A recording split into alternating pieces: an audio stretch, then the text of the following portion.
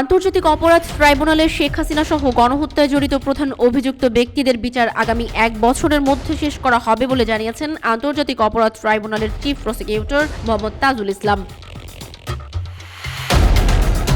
আজ শনিবার রাজধানীর খামারবাড়ির কৃষিবিদ ইনস্টিটিউশন বাংলাদেশ মিলনায়তনে ঐক্য, সংস্কার ও নির্বাচন নিয়ে 2 দিনব্যাপী সংলাপের দ্বিতীয় দিনে গুম, খুন থেকে জুলাই গণহত্যা বিচারের চ্যালেঞ্জ শীর্ষক প্রথম অধিবেশনে তাজুল ইসলাম এসব কথা বলেন। 2 দিনব্যাপী এই সংলাপের আয়োজন করেছে ফোরাম ফর বাংলাদেশ স্টাডিজ নামের একটি সংগঠন।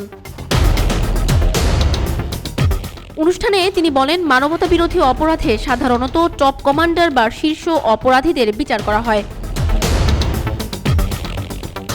অধিবেশনের সঞ্চালক মনির হায়দার চিফ প্রসিকিউটরকে প্রশ্ন করেন, আন্তর্জাতিক অপরাধ ট্রাইব্যুনালের যে সক্ষমতা আছে তা গণহত্যা, গুম, খুনের মতো মানবতা বিরোধী অপরাধের এত বড় পরিধির বিচারের জন্য কি যথেষ্ট?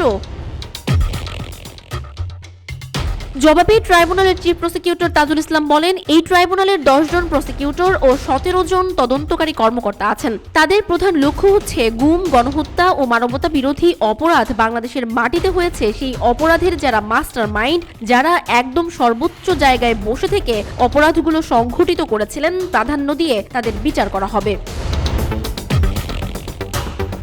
এই গণহত্যার সঙ্গে দেশের সব আইন শৃঙ্খলা রক্ষা বাহিনীর অধিকাংশ কর্মকর্তার সম্পৃক্ততা ছিল। দেশব্যাপী সবকিছুর বিচার করতে গেলে এই ট্রাইব্যুনালের পক্ষে তা সম্ভব নয়। মানবতা বিরোধী অপরাধে সাধারণত টপ কমান্ডারদের বিচার করা হয়। জুলাই আগস্টের গণহত্যার প্রধান নিউক্লিয়াস ছিলেন সাবেক প্রধানমন্ত্রী শেখ হাসিনা বলেও জানান চিফ প্রসিকিউটর। তাজুল ইসলাম জানান, দ্রুততম সময়ের মধ্যে তারা তাদের বিচার শেষ করতে চান, সেই সক্ষমতা তাদের আছে বলে জানান তিনি। আন্তর্জাতিক অপরাধ ট্রাইব্যুনালে প্রধান অভিযুক্ত ব্যক্তিদের মামলা ও সবার বিচারই প্রায় আগামী 1 বছরের মধ্যে শেষ করা যাবে। তবে সেই বিচার করতে কত সময় লাগবে সেটা সংশ্লিষ্ট আদালত বলতে পারবেন।